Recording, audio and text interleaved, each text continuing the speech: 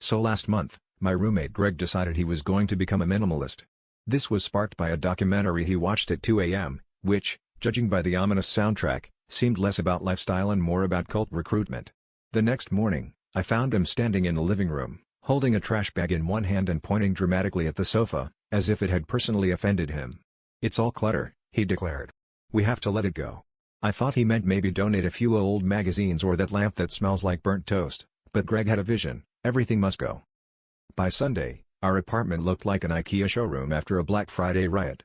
Greg had gotten so into it, he even tried to get rid of the fridge. Do we really need cold food, or is that just big appliance talking? I drew the line at the bathroom door. Our neighbors got suspicious when the only thing left in our living room was a single houseplant and Greg's collection of motivational sticky notes. For a week, we sat on the floor for every activity: dining, working, existential crisising. Greg claimed it was liberating, but my back started to sound like bubble wrap every time I stood up. Things escalated when Greg invited his date over. The poor girl walked in, took one look at our empty apartment, and asked if we were moving out or had just been robbed.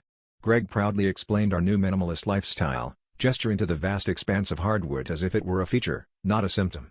She politely pretended to admire the open concept, but I saw her texting 911 under the table, floor, since we had no table. By the end of the week, our friends stopped coming over, claiming it was too echoey to have conversations, and Greg finally admitted sitting on the floor wasn't as transcendent as advertised. So now, instead of calling it a living room, we just call it the floor plan because that's all we've got left.